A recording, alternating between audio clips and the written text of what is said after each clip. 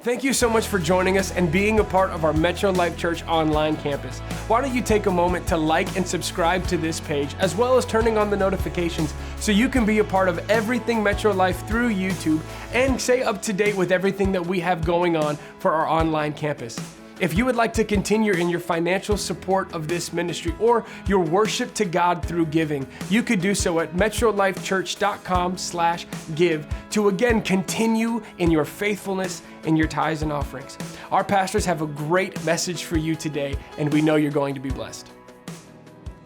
Well, now that I'm 60, and maybe as important is having a wedding on the horizon. Yes. On February the 19th, by the way, everybody in the church family is invited. We, of course, want you to be a part of this. If you've received any kind of invitation, you probably would have received it via electronic invitation, and we want you to be a part of it. We're going to have a church family reception, which will be different because we have to celebrate as much as we can with all of you. So it'll be out in our lobby, and Chris and his beautiful new bride, Rochelle, will walk out there and have a great time with you. And then there, with some family members, we have another private reception with some out-of-town guests that'll be coming to join us. And so, of course, we can't afford, y'all didn't support my GoFundMe account for these weddings, so I can't afford the big general reception for everybody. But as we prepare for not only 60, but also this wedding, I've upped my challenge again to my personal weight journey. I've had to. Because if you would have seen where I was years and years ago, I'm not going to show you. I had it on the picture on the screen earlier. I'm not going to show you. If you would have seen where I was then, you would have seen why it's so important at 60 for me to not let my guard down, but to keep pursuing this health journey. Because I was on that picture you would have seen if you were here earlier, close to 236, 37, almost 240 pounds. And for my frame, it's all face and it's all gut. I was just huge, and it was unhealthy. And so I found a program a few years ago that I jumped on, and when I jumped on it, I was able to lose over 30 pounds, and I got under 200 for the first time in my adult life. Well, then we get busy with COVID last year, and how many went on the COVID diet with me? Didn't we just eat everything and anything? I mean, it was the way to self-medicate. It was the way to self-loathe, and we just had to deal with it, and many of us did it with the fork. And I'm real good at that. And I happened to notice as the year was coming to a close, and then, of course, dealing with my dad's passing, that I was relying a little too much on the fruit of the vine and the wonderful bread and pastas and food that we could all eat and enjoy. And so after getting into the holidays, I decided I need to do something. So I had to pull this thing out. Maybe you know what these things are. Maybe like you hide them in your closet like I do and only see them when you get serious about your health. So not before Christmas, gosh, you wouldn't do that. Definitely not before New Year's. I walked in there and blew the dust off of it, pulled it out of the corner in my closet, said, all right, let's have a conversation. Now, it's been one-sided up to this point because this thing has been talking to me for the last year, but I have ignored it. I just hadn't carried on the conversation like, you know what, mute, I wouldn't listen.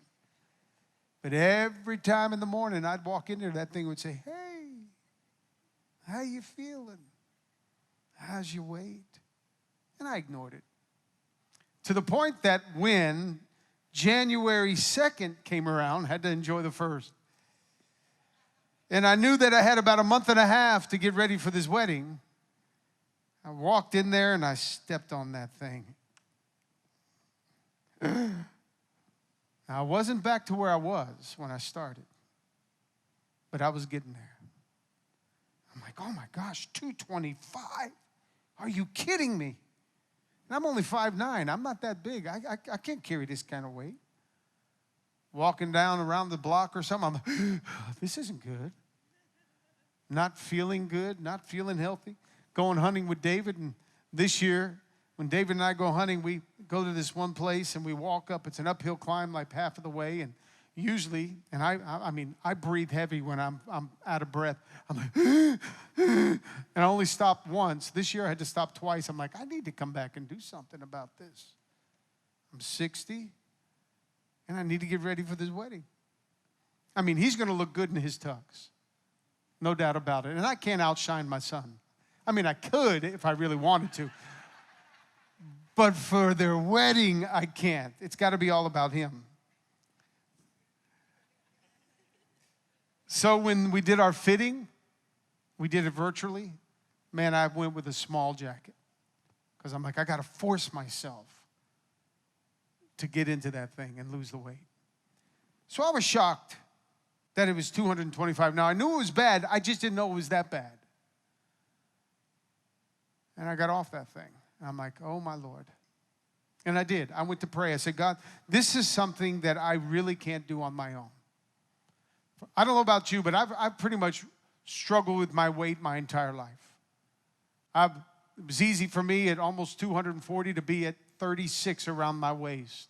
And my legs are like that big, you know what I'm saying? It doesn't look good to have a waistline that big when you have short legs. And so I made a commitment to get back and take care of myself. And I said, Lord, I really want your help.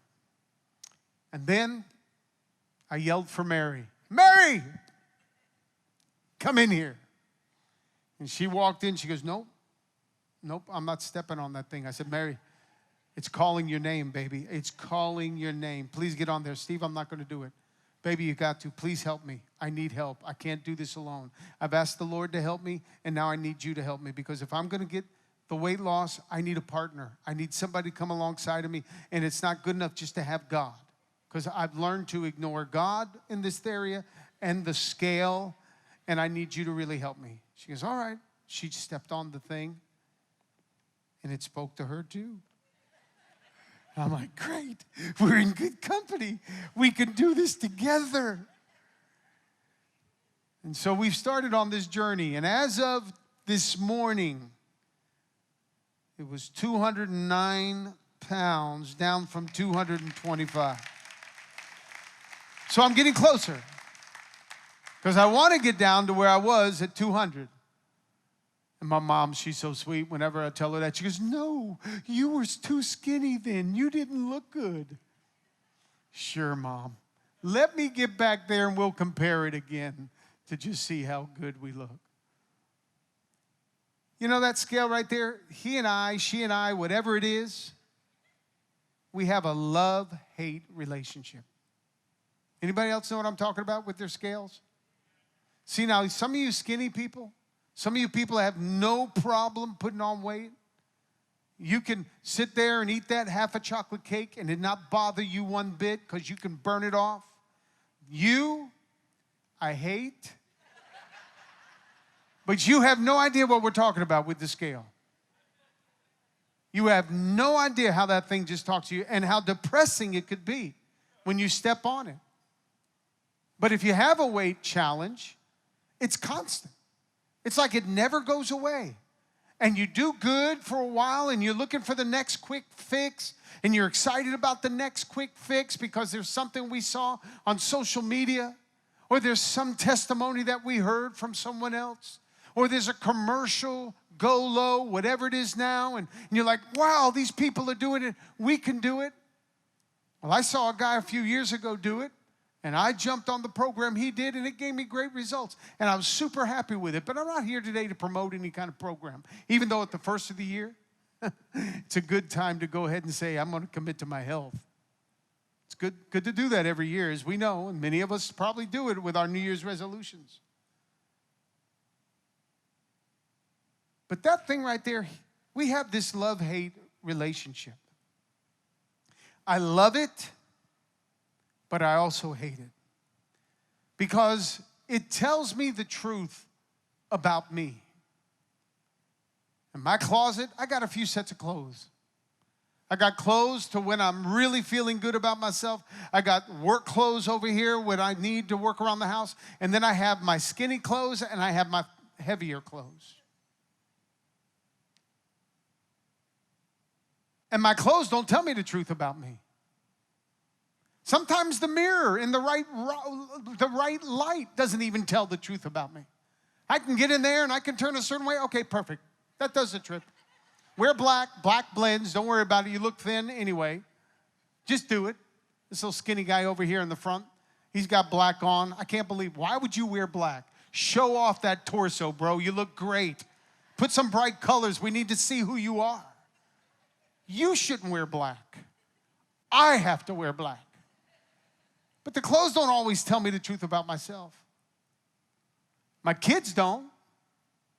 Shaved a little of the beard off, and they're like, oh, Dad. And I couldn't tell if they were going to say they liked it or they didn't. So you just go with it, and none of them really told me how they feel. They don't always tell you the truth.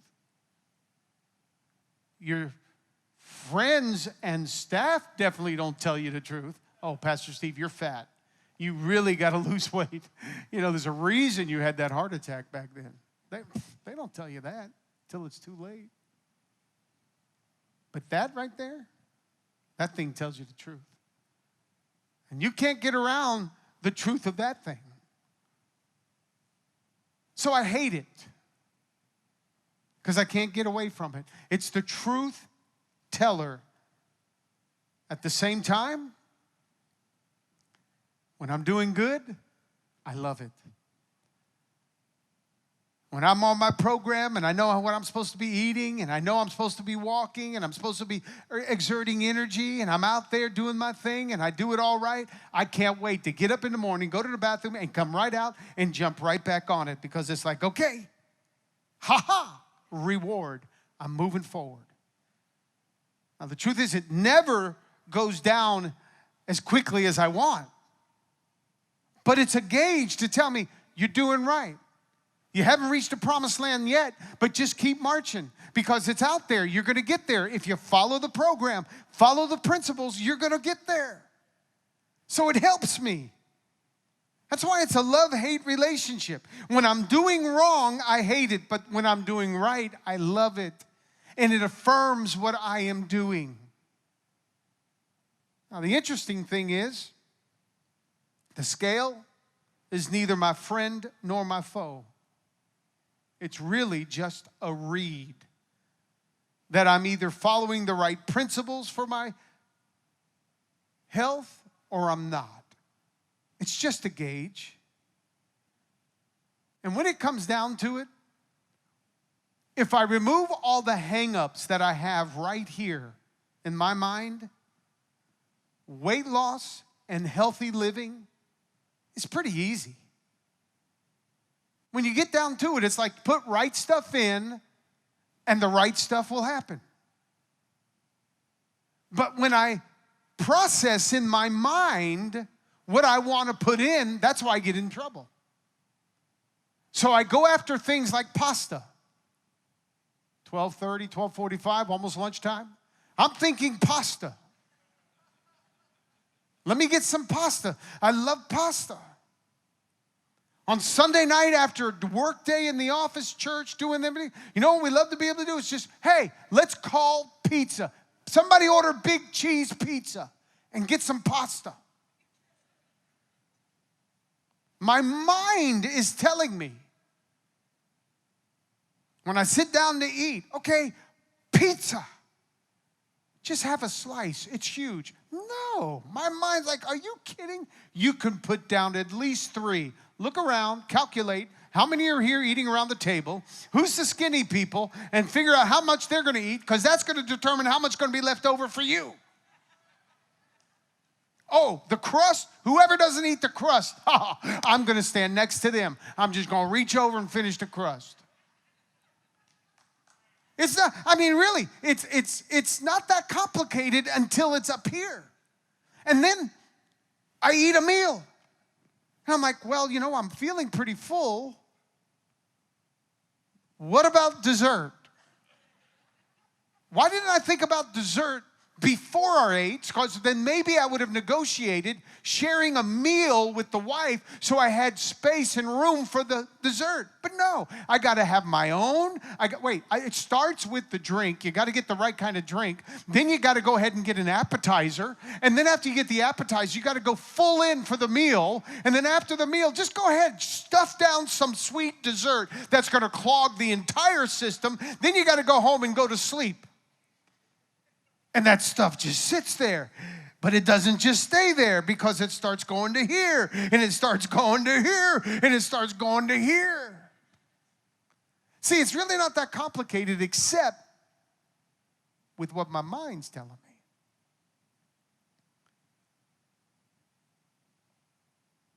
So to go from 2:25 after Christmas and New Year's means that I had to do a few things physically. I had to change my eating routine. I couldn't just eat when I felt like eating. I had to eat to get my body awake and burn some fat. So I had to put myself on this routine. Now I'm eating 5-6 meals, and I just got to do it. Every one of us has heard from the weight loss specialist that you got to eat more smaller meals. We know that. But do we do it? No. Our brain says, you're going to have an omelet? Make it a 4-egg omelet, please. Not just an egg, but put 4 in there. And get a bagel to go with it with some nice cream cheese. Load it up. Give me an everything bagel too. So that when you're done, you're like, I'm done for the afternoon and maybe early evening. I'll eat 2 times today. But they tell you, if you want to get healthy, don't tax the body so much. Give your body a little bit at a time like fuel, so it'll just give you enough energy to get through a fat burn season. So I had to change my eating routine. I had to change my eating choices. I had to go with healthy options like lean protein and veggies. And I wasn't a veggie person. I've never really been a veggie person. I had to grow to like veggies.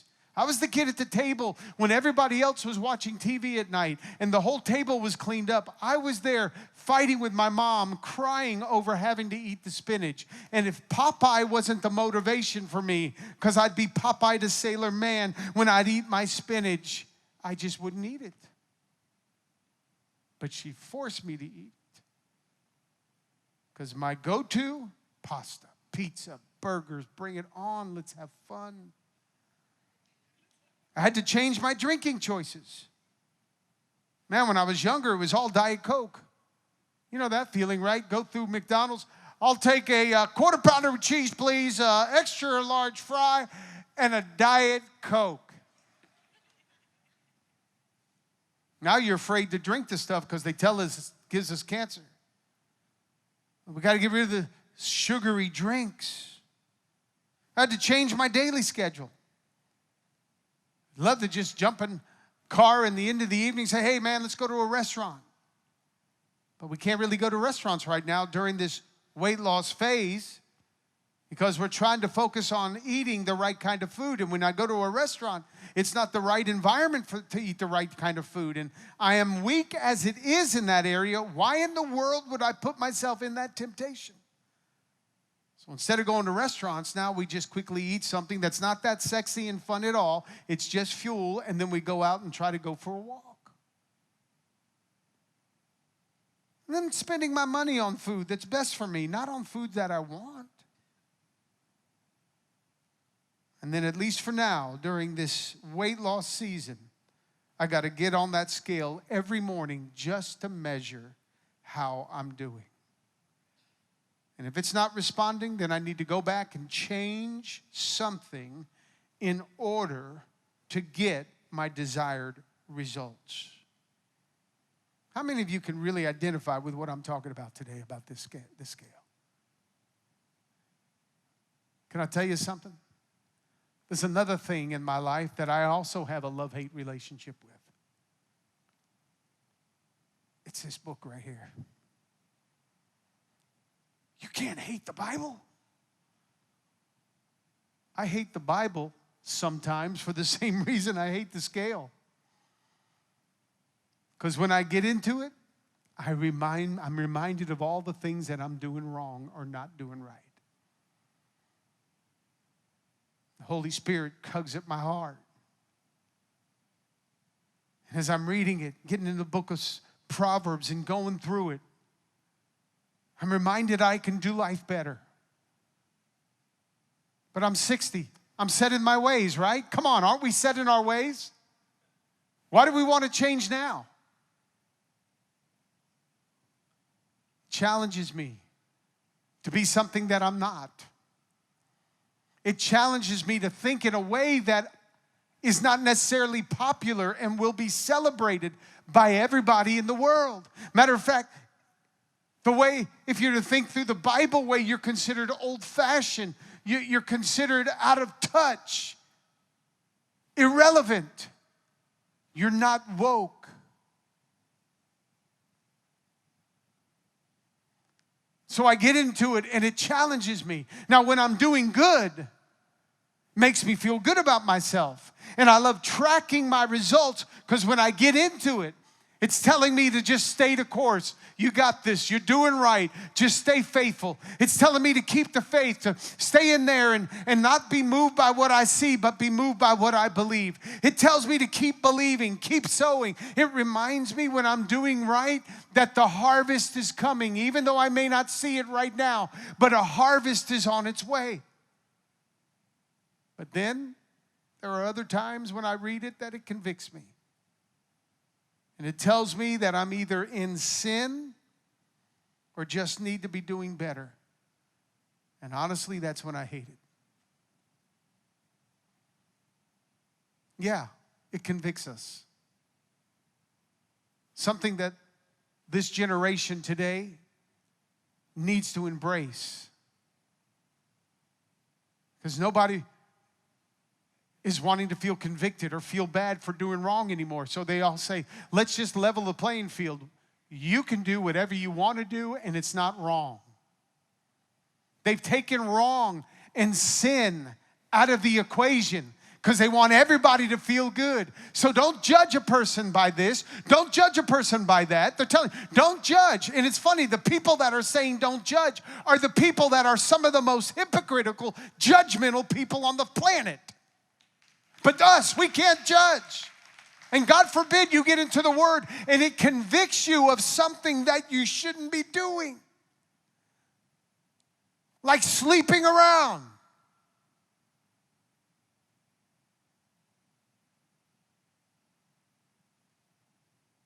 And I don't even want to start going into the this, that, and the these. There's so many of them. It's like a buckshot, man, with a shotgun. It's like all over the place. There's so much that this culture today is trying to convince us is right. But when you get into the Word, it tells us it's wrong. And that's why it's tough to get up on the scale in the Word. Because it's conflicting. Because the spirit of this age, the spirit of this world wants you to believe that it's right. And it's like your diet. You sit there, you're trying your best to eat healthy, and you're watching TV, and every commercial is about unhealthy food. Go get a burger. Go get this sweet thing. And you're like, I'm trying not to give in to that temptation of junk. That's not good for me. But if it's on television and the media is promoting it and the influencers are saying it and it's in the news, it must be right. And it's like you go out and you're trying to do right. You're trying to eat right. And in your mind you're thinking, you know what? I know that guy said I shouldn't be eating this kind of rice and beans, but you know, it's my heritage. It's what I was raised on. I need to have rice and beans. And you can eat your rice and beans until you're almost 400 pounds. Then what? Just because your heritage and your culture said eat rice and beans, is it good for you? Just because our culture in the Italians say, hey, pizza, or forget pizza, it's like Japanese anyway.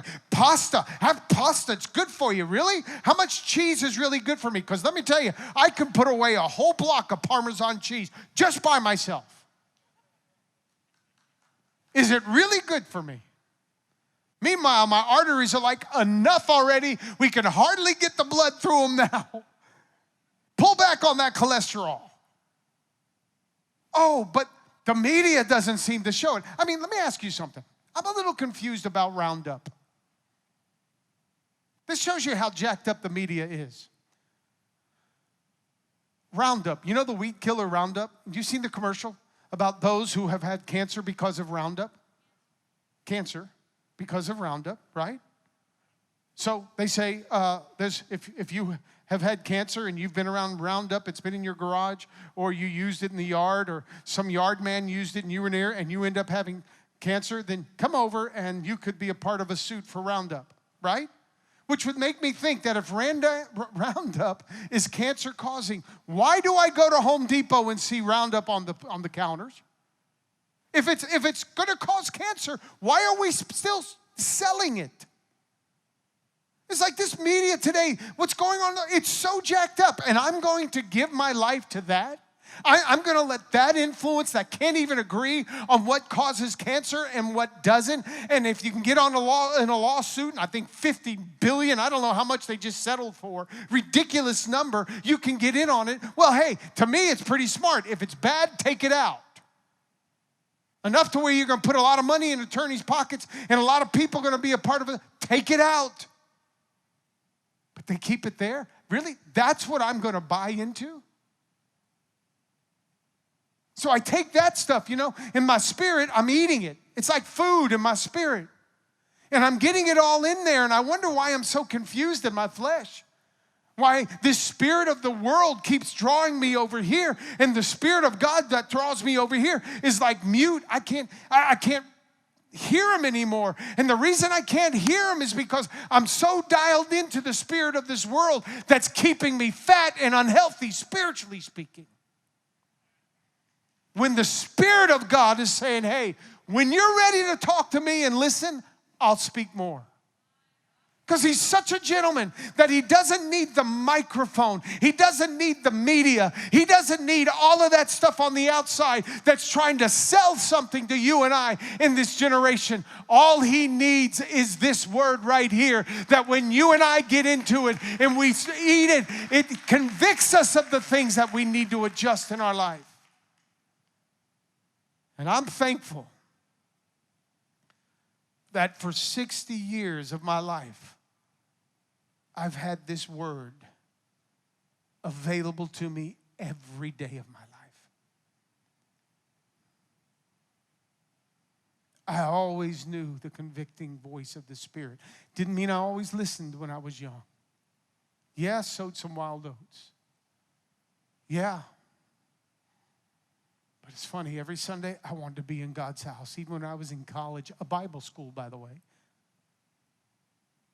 which isn't the greatest spiritual influence.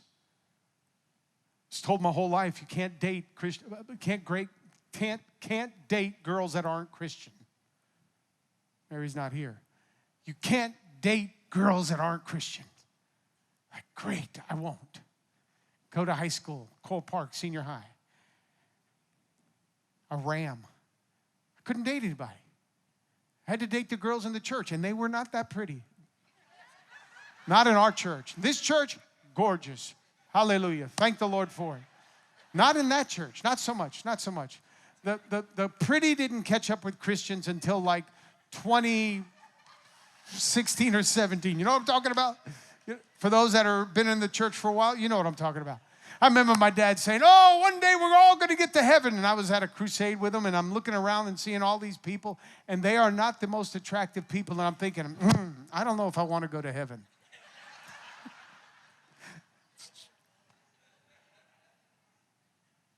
So I go to Bible school, and all of a sudden, Christians everywhere. It's like open season. Sowed some wild oats early on. But every Sunday, I knew my place was to be in the house of God. I could tell you there wasn't a week in my life that I was distanced from this word. And I'm so thankful. Because this word made up for me what I wasn't able to make up for myself. This word gave me a program to follow. that tells me that I have to change my routine. Just like I change my eating routine, I change my routine in life because it's oxygen to me and I need it every day. Can't put it on the shelf and forget about it. I have to change what I'm eating. I just can't get consumed spiritually with the voices and the bread of the spirit of this world. Instead, I have to constantly be sensitive to the Holy Spirit who wants to reside and fill my innermost being. I have to change what I'm drinking and not partake of what the world is selling, but let the Word wash my inner being as I devour it and as I drink it. I have to change my daily schedule and not just make room for social media and not just make room for the latest sports news that's happening. I have to put this Word in my heart and read it and study it and devour it and know it. And it shows me how to invest my money in the kingdom soil, so that I'm storing up future heavenly riches for myself. It's a lifeline that's filled with the principles of God, which translate into our lives. And every time we read it, it tells us the truth about ourselves and how we need to live, and even what the right mindset is to have to make it through these challenging days. Makes us a better husband and a better wife. It makes us better professionals and business owners. It makes us better kids and youth and school kids. It helps every part of our life and our society and our existence.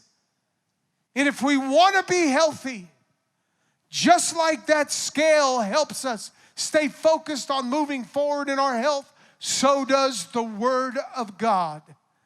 And after what we've just come through as being the most complicated, confusing year of all of our lives, and as we prepare for 21, I want to encourage you to don't just stop with 21, but think about 22 and 23 and 24 and 25. And like today, if you had the chance to create the perfect person that you want to be in 2025, what seed would you start sowing today that would give way to that person? There are no quick fixes. We can't get the most recent popular weight loss program that tells us for 7 minutes a day we can have the derriere of our desire. 7 minutes a day won't do anything for our booty. But we buy into it. It's a quick fix. Didn't mean to offend anybody there. It's a quick fix. But we don't want to put in the work. We don't want to make the sacrifice. We'd rather go to a doctor and let the physician do what we cannot do on our own and fix it, which I'm not opposed to. I'm looking forward to some plastic surgery one day.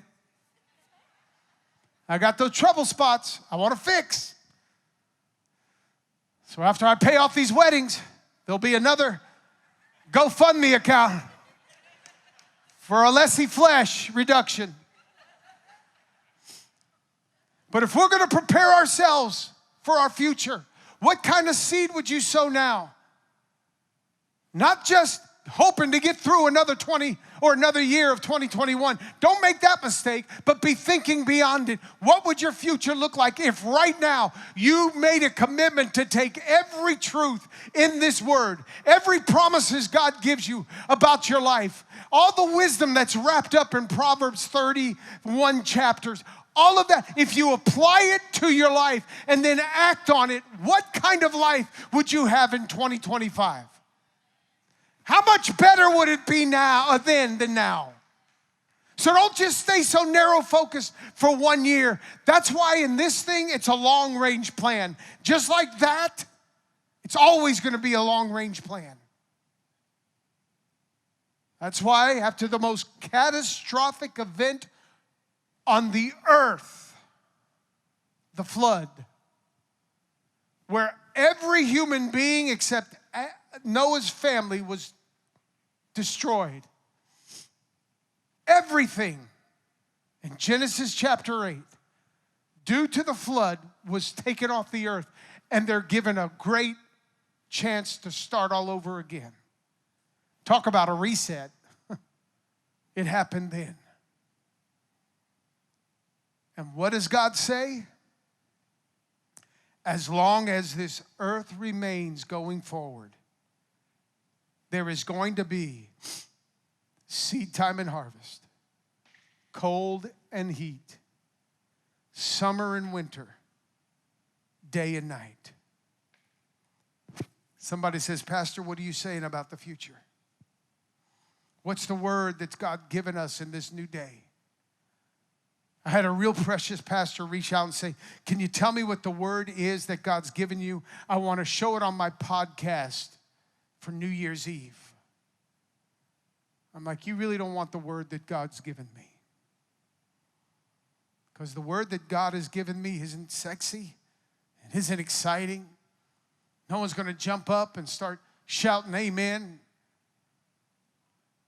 Because quite frankly, I don't think there's a new word for the day. The word today is the word that it was right after the earth was destroyed with its own COVID attack called the flood. And God simply came out of the gate saying, from this point on, here's what's never going to change. Seed time and harvest, cold and heat, day and night, winter and summer. Let me ask you this question. Do we still have winter and summer here in Miami? This is yes. Do we still have winter and summer here in Miami? Do we still have cold and heat here in Miami? Come on, this is yes. Help me out. I'm talking to you. Do we still have day and night in Miami? Perfect. Then guess what? We also have seed time and harvest. And you know what that word is? Every time you read it and you put it into your spirit, it's a seed. And that seed is promised to give you a harvest, because the Lord tells us in the word that I am the Lord of the harvest. There's no new under the sun. Just go back and look at Ecclesiastes. There's nothing new under the sun. There's no new way to raise your family, no new way of sexuality. There's no new way of politics. There's nothing new under the sun.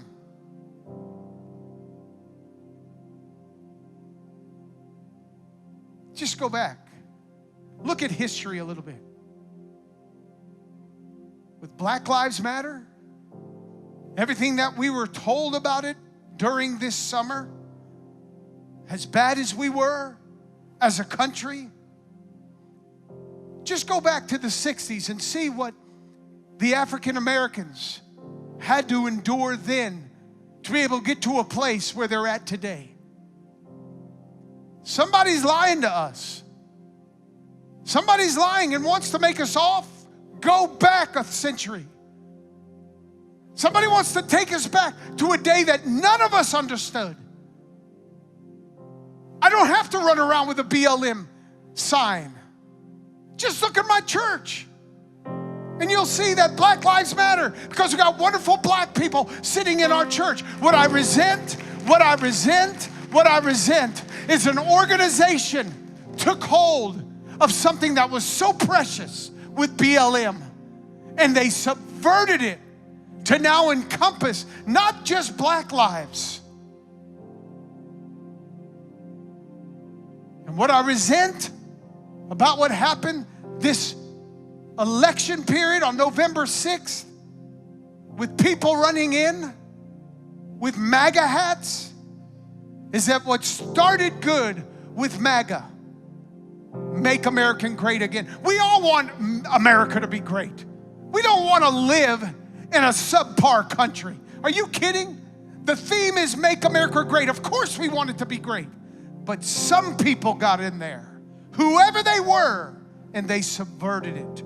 Both organizations started out really good, and we could get behind them all. But then both organizations somehow were subverted from their original intent. Nothing changes with humanity. God looked and he saw that on that planet back then, that the heart of man was evil, nothing has changed. The only difference now is God says, I'm not going to kill you for being evil. I'm going to let you sow a seed to help you with that good seed going into good soil that will then cause that evilness to be done away with, so that then a good harvest of righteousness and good and love and peace will come forth. Now, I've gone a lot longer this morning at this sermon than I did in the last one, and I'm sorry for going so long today, but I pray you'll get this in your heart. Please get this. Every time you read this word, it's sowing a seed in your heart, a seed in your mind. When you're tempted to think negative, go back and read what the word says. It says don't think negative, but instead think on these things that are positive. It'll help you with your thought life right here. Because things you've heard growing up and things you've allowed to be picked up by other people and by culture and society, it just may not be the truth when it comes to you being spiritually fit. And you could be doing all of this and nothing changes here. If nothing changes in your heart with your spiritual walk with God, then go back and check the seed that you're sowing. Get to the Word. So, thank you for being so kind, but let me close with this. Here's the problem with sowing. We don't get to see the immediate results, and we want to quit. When I start my program, the worst time, it's not the first week. First week is great. Lose all that water, boom, come flying down, I'm great. It's when I get into my third or my fourth week, and now pounds no longer are pounds being lost, it's ounces being lost. And that's when I'm tempted to quit, when I don't see the results. You know when the farmer wants to give up? It's when he doesn't see the harvest coming forth quick enough. That's when we want to quit. But I want to say to you today, remember those words of Jesus. You're not blessed when you see the harvest. Let me say it again. You're not blessed when you see the harvest. You're not even blessed when you get the harvest. If you really want to know what true blessings are, the Bible says, Jesus spoke it himself, blessed are those who have not seen and yet still believe. You're blessed. You take ownership of every blessing God wants to give you and pour into you, and every harvest that you have sown towards. You are blessed, not when you get it, but when you believe it's still yours, when you don't see it. So church, stay focused on this right here. This is where we're going this year. This is where we'll be for 22, 23, 24, 25. And you stay in the game, and I promise you, you're going to be happy with the harvest that God brings your way. We know you were blessed by that message in the ministry of Metro Life Church. So why don't you just take a moment to like and subscribe to this page, and even turn on the notifications so you can stay up to date with everything about our Metro Life Church online campus. And again, if you would like to continue your financial support of this ministry or your worship to God through giving, you can do so at metrolifechurch.com/give. And why don't you also take a moment to share this video and this message with as many people on your social media platforms as possible to continue to spread this message and the message of Jesus Christ to the world. Thank you for joining us, and we hope to see you again soon.